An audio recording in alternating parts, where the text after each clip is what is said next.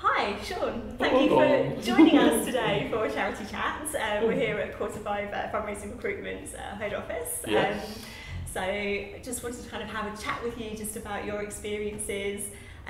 You've been through quite a lot. You've supported charities have supported you, and now you're kind of there doing some public speaking and things. So they're all the kind of things that we're looking to cover. So should we start with kind of a recap of your story? Yeah, of course.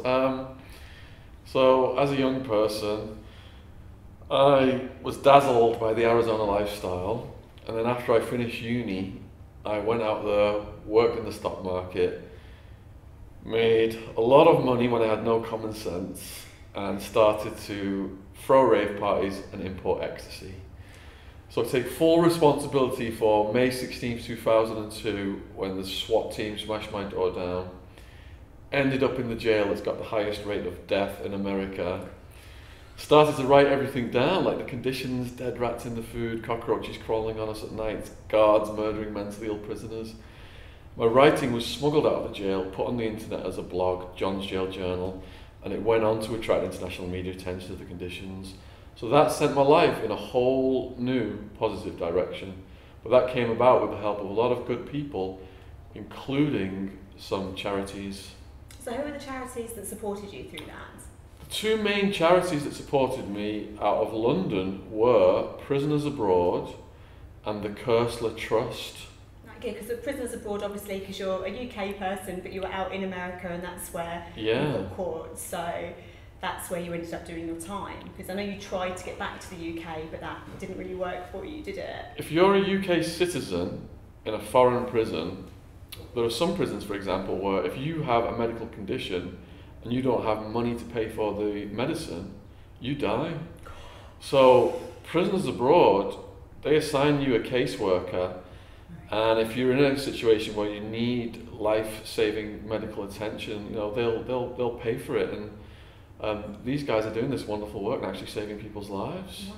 Yeah. So how did they find you, or how did you find them? Okay, so the British Embassy helped me as well, and we became aware of Prisoners Abroad, and I registered with them, and they assigned someone to me. And you know, I wasn't in a situation where I needed any life-saving medical treatment or anything like that, but they were part of a long string of events that completely ended up launching me back into the workforce and as a productive member of society. Because what they actually did was, right before I got released from prison, they entered a short story of mine into the Koestler Trust Awards. Now this is the second charity. Yeah, Koestler Trust, they believe in rehabilitating prisoners through art. Okay. Yeah. Interesting. So the fact that the Prisoners Abroad person, with my mum, submitted the story to the Koestler Trust Awards was a life-changing thing. I didn't realise it at the time. In fact, it was so much longer when the result came in from that award. I'd actually completely forgotten that it had been entered into that competition. So this was from one of your blogs that you were doing? No, I wrote a short story about what's called a shit slinger in Supermax security prison. Do I want to ask what that is? In Supermax, because prisoners don't get out of their cells and interact with each other in the normal way, you're locked down all day. Yeah. They can't settle disputes in the traditional way, which is by their fists. Right. So they weaponize crap. Right. Now, I'll just give you a basic example. So a shit slinger might get a chicken bone from his meal. He might make a blowpipe. Right. And then he'll put a crap on the chicken bone. And as you're going past the cell, they'll use the blowpipe to dart you. And then what will happen is that it will pierce your skin, the crap, your blood system, it will then circulate throughout your body, the crap into your system. Bear in mind, where I was housed, 2/3 of the prisoners had hepatitis C. These aren't the safest places when it comes to bacteria, and it can really mess your immune system up. Now, some of these shit slingers would leave these concoctions for days, so mold would grow on them, and they create all these kind of weapons. Like one had the equivalent to an Uzi with a shampoo bottle and all these tubes, and this stuff would spray all over your face. There was one guy in there who was the Rambo of the shit slingers. The guards took all of his stuff out of his cell, and he sat in his cell with liquid shit in his mouth, waiting for a guard to come along. And the guard came along, and they were so surprised when this guy just went in his face. The guard was so stunned, all the crap just went up his nose and in his mouth and his eyes and everything.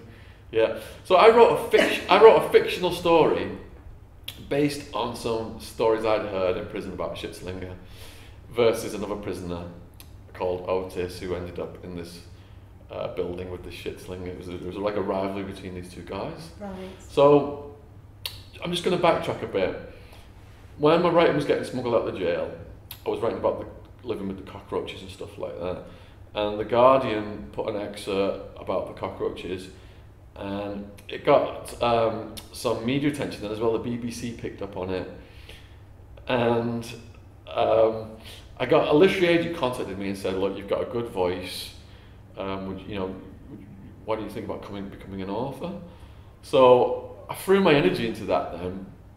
And when I got released, my sister had co-wrote a book with me. She's a journalist, and we used some of my blog entries and what she'd written. And we had a literary agent, and that book was going to get presented to the book fair. And then we didn't hear from the literary agent. I've only been out of prison, it's my first year. I can't get a job, criminal record and stuff. I'm thinking being an author could be a good opportunity. And then we found out from the literary agency that literary agent, she'd been diagnosed with cancer at age 41, I think, sent home to spend the last months of life with her parents, and she died. So now I'm contacting publishers and agents saying I've got the best book ever written, and I don't know what I'm doing, so I'm burning bridges. And I can't get anywhere, and I'm unemployed, I'm living with my parents, I've got no money. The Dole are telling me you need to start telling these telesales people we're sending you to interviews with that you don't have a criminal record or they're never going to employ you. So I'm totally depressed now, thinking what am I going to do with my life? Yeah. And then I get this call out of the blue from London.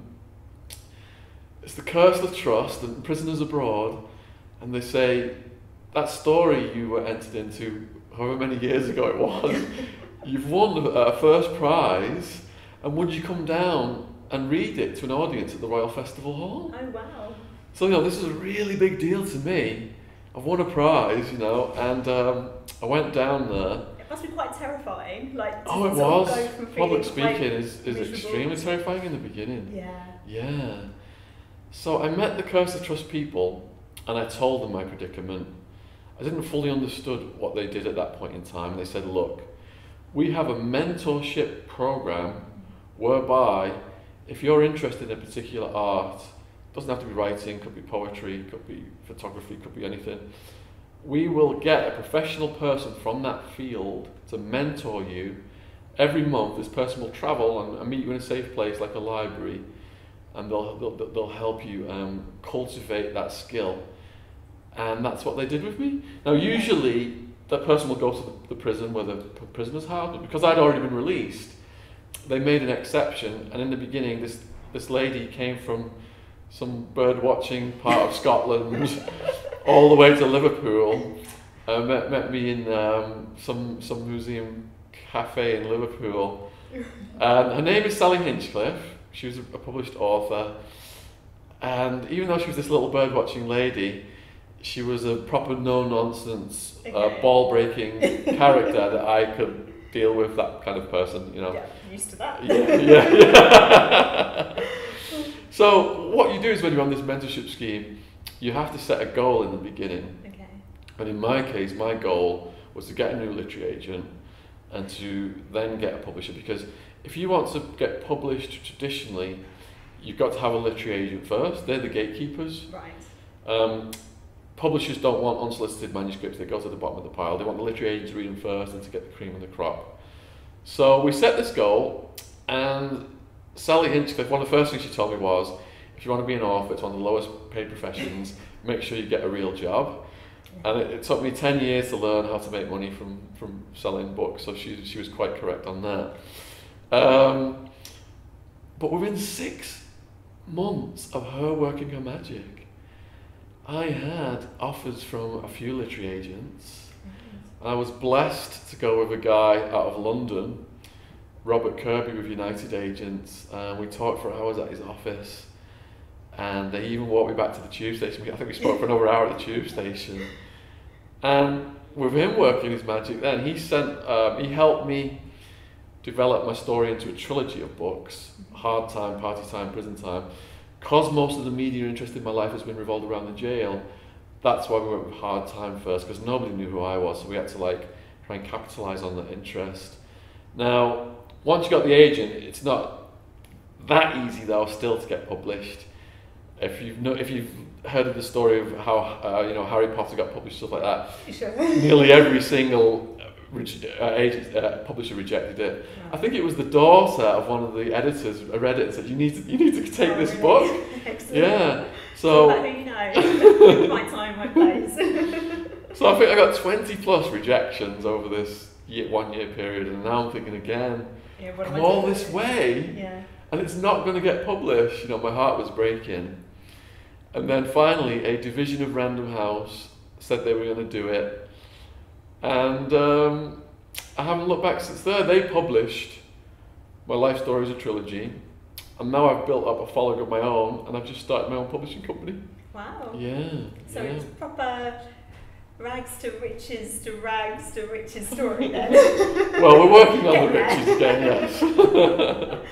So that's great that you had that support from that charity and you're helping them. So kind of how do you give back to them now? Like how? Okay, so those two charities I credit with, saving my life. And a lot of people get out of prison, they can't get a job, and they go back to drugs and they go back to crime. Potentially that could have happened to me, so I can't understate the effect that the help these people really had on me. Temptation was there to go back to stuff, and they helped me keep focus and stay on this straight and narrow path. So I've donated money to them and books to them over the years, but also I help train the mentors now. Okay, brilliant. Yeah, so they come in, all the different mentors, and there's usually like a session at the Koestler Trust building in one of the prisons here in London, and I train them and I answer their questions and stuff. And also when they do fundraisers, public speaking is required. Sure. I'll step up and do talks for them as well.